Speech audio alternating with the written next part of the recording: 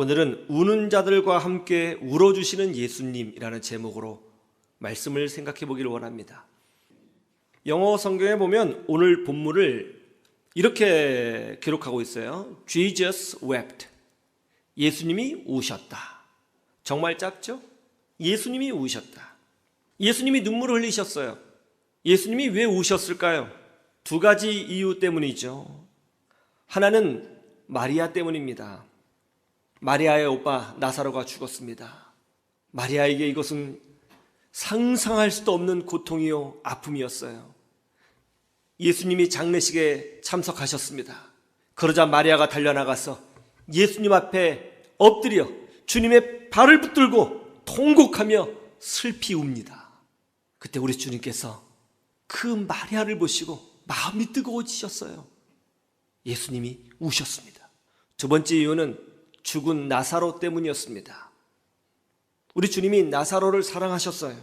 죽을 수밖에 없는 나사로, 죽음의 고통을 경험할 수밖에 없는 나사로를 보시고 오셨어요. 그러자 주변에 있던 유대인들이 울고 계시는 예수님을 보면서 그렇게 생각했다는 거예요. 아, 예수님이 정말로 나사로를 사랑하셨구나. 마리아와 나사로는 예수님의 사랑을 받았습니다. 예수님은 그들을 위해서 울어주셨습니다. 그들을 아끼고 사랑하셨어요. 생각해 보세요. 나를 위해서 울어주시는 예수님, 나를 위해서 울어주시는 예수님, 나사로는 얼마나 행복할까요? 하나님이신 그분이 나를 위해서 울어주고 계세요. 이것보다 큰 사랑이 있어요? 마리아, 나사로는 얼마나 행복했겠습니까? 여러분, 우리도 이와 같이 하나님께 사랑받는 사람이 되어야 할 줄로 믿습니다.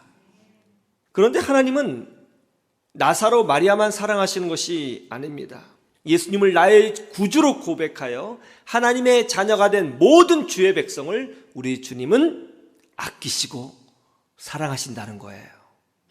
그래서 로마서 8장 39절에 보면 높음이나 깊음이나 다른 어떤 피조물이라도 우리를 우리 주 예수 그리스도 안에 있는 하나님의 사랑에서 끊을 수 없으리라. 이사야서 49장 15절에 여인이 어찌 그 젖먹는 자식을 잊겠으며 자기 태에서 난 아들을 긍휼히 여기지 않겠느냐. 그들은 혹시 잊을지라도 나는 너를 잊지 아니하리라. 제가 지난주에 극동방송 소망의 기도에 참석했습니다. 지난주는 전국 특별 생방송이었어요. 전국에서 기도 제목이 있는 분들이 전화를 걸어 중보 기도를 요청했습니다. 제가 기도로 섬겼어요. 몸이 아파서 중보 기도가 필요하신 포항의 한 권사님, 자녀가 몹시 아파서 간절한 기도가 필요한 대전의 한 집사님, 많은 분들이 전화를 했어요. 그런데 광주에서 전화가 왔습니다. 제가 질문했죠. 예, 무슨 기도 제목이 있으셔서 전화하셨나요? 기도 제목 말씀해 주시죠. 그러자 그분이 예, 저는 기도 요청을 하려고 전화한 것이 아닙니다. 아, 그래요?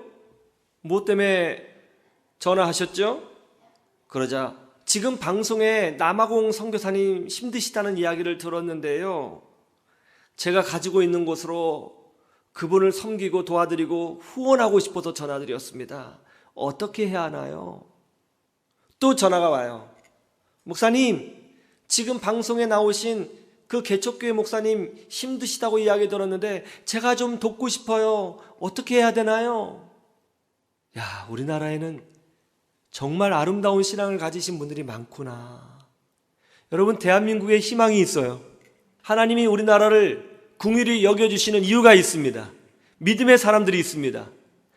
전혀 만나보지도 않은 어떤 누군가를 위해서 내 것을 헌신하여 돕는다? 쉬운 일이 아니에요.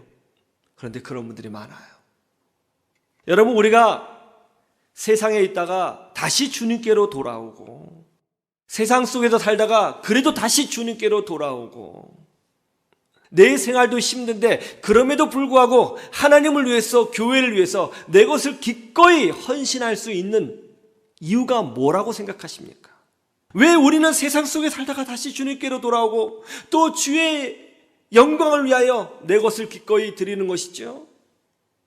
나의 죄를 대신하여 십자가를 지신 예수님의 사랑을 경험했기 때문이에요. 부족한 나를 품어주시고 그래도 나를 안아주시고 나를 아끼시고 사랑하시는 하나님의 사랑을 내가 만나고 경험했기 때문에 그래도 우리가 하나님 품으로 돌아오고 그래도 우리가 기꺼이 내 것으로 주님을 섬기는 겁니다. 그렇지 않아요? 죄를 지적해서 혼을 내서 저주받을까봐 우리가 변화된 것이 아닙니다. 하나님 앞에 혼날까봐 우리가 신앙생활하는 것 아니에요. 그렇지 않아요? 하나님 앞에 그렇게 혼날까봐 두려워 떨면서 신앙생활하는 거예요?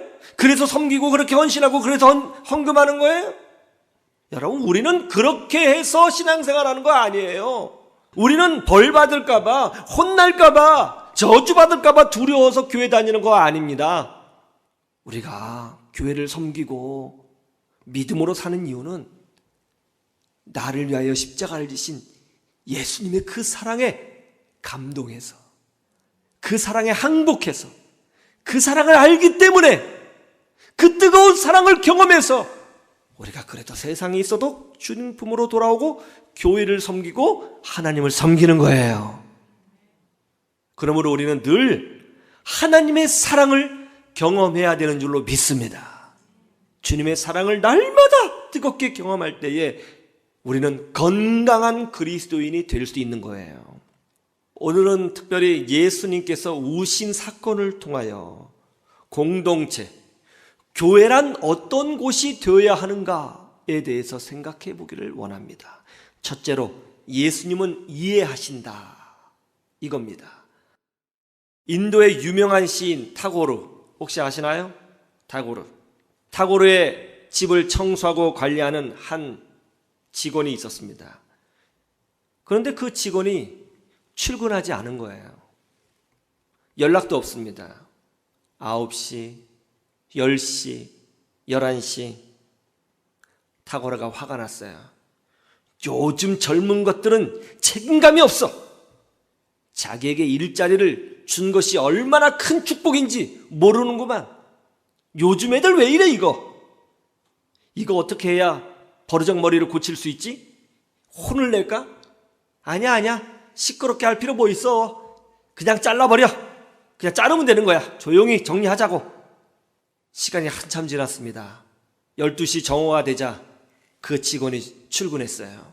그 직원은 아무런 일이 없었다는 듯이 빗자루를 들고 마당을 청소하고 있었습니다. 그때 타고르가 그 직원을 불렀어요. 어이, 자네 지금 뭐 하는 거야? 지금 몇 시야? 아무 말도 안 하고 청소하는 거예요. 내 말이 안 들려? 이 정신 나갔네. 자네 오늘부로 일 그만둬. 당신 해고야. 그러자 그 직원이 고개를 숙이고 이렇게 답변했어요. 지난밤에 제 딸아이가 죽었습니다. 왜 저렇게 할까? 왜 저 사람은 저렇게 반응하는 거지? 이해할 수가 없는데. 왜 약속 시간에 늦는 거지? 왜 헌신하지 않는 거지? 왜 저런 행동을 하는 거지? 때로는 내 생각과 달라서 화가 날 때가 있습니다. 그런데 속사정을 들어보면 다 사정이 있더라고요. 여러분, 예수님은 우리를 정죄하기 위하여 이 땅에 오신 것이 아닙니다. 예수님은 왜 인간이 죽을 수밖에 없으며 왜 인간이 고통 가운데 살 수밖에 없는지, 그리고 왜 인간이 그런 어리석은 행동을 하는지 다 아시고 이해하셨어요. 야, 너네 지금 왜 우는 거야? 이렇게 믿음이 없어? 우리 천국 소망이 있잖아. 기독교인의 장례식은 그러면 안 되지. 그런 행동이 믿음의 행동이야? 그렇게 하시지 않는단 말입니다. 울 수밖에 없는 그 상황을 이해하신다고요. 야, 사람이 왜 죽는 줄 알아? 다 니들이 죄를 지어서 죽는 거야. 니들 조상 아담과 하와가 타락해서 죄를 지었기 때문에 그 죄싹스로 죽음이 온 거 아니야. 니들 안에는 원죄가 들어있어. 그러니까 그렇게 벌을 받는 거야. 그렇게 하시지 않는다는 겁니다. 우리 주님은 그럴 수밖에 없는 우리를 보시고 이해하셨고 울어주셨다는 거예요. 여러분, 나의 모든 부족함과 연약함과 실수를 이해하시고 품어주시는 예수 그리스도, 우리는 그분을 섬기고 있고 우리 모두가 그 사랑을 누리고 있는 거예요. 그러므로 이제 우리도 그렇게 해야 되는 것입니다.